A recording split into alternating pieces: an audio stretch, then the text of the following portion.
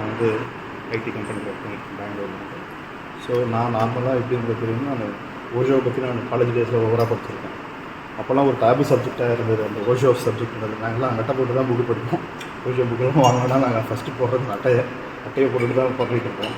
So அந்த மாதிரி இருந்தபோது சடனாக இப்போ ஆக்சுவலாக நான் நடுவில் ஒரு 15-18 வருஷம் கிட்ட நான் வெளிநாட்டில் இருந்தப்போ நான் இதை பற்றி எல்லாமே நான் விட்டுட்டேன்.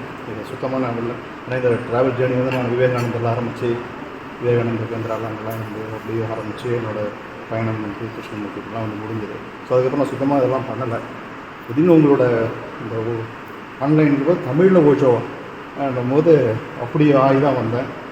ஸோ இங்கே வந்து பார்க்கும்போது தமிழ் ஓஷோவை பார்த்தேன். உங்கள்கிட்ட தமிழ் ஓஷோவை பார்த்தேன், தமிழ் மொழியில் உள்ள ஓஷோ.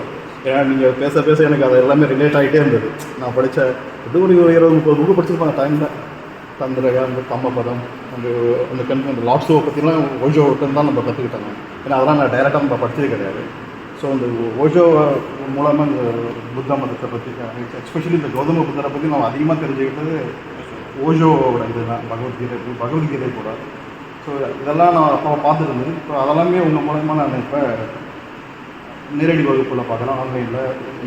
ஸ்ட்ரீட்டாகவே கண்ணுக்கு முன்னாடி ஒரு ஓஷோவை நீங்கள் சார் நீங்கள் காட்டிடுவீங்க.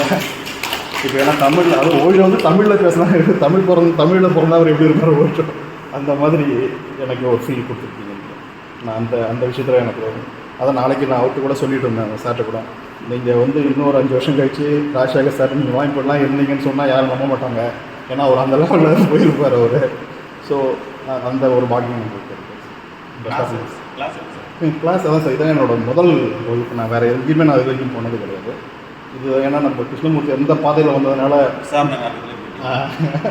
அதில் போனதுனால நான் இது வரைக்கும் நேரடி அனுபவம் அதுக்கெலாம் நான் இது வரைக்கும் இதுதான் ஃபஸ்ட்டு உங்களோட அந்த பார்க்க டக்குன்னு எனக்கு அந்த ஓஷோ எனக்கு இதோட கொஸ்டின் வந்துட்டேன் நான் உங்களை பார்க்கறதுக்கு. நன்றி சார்.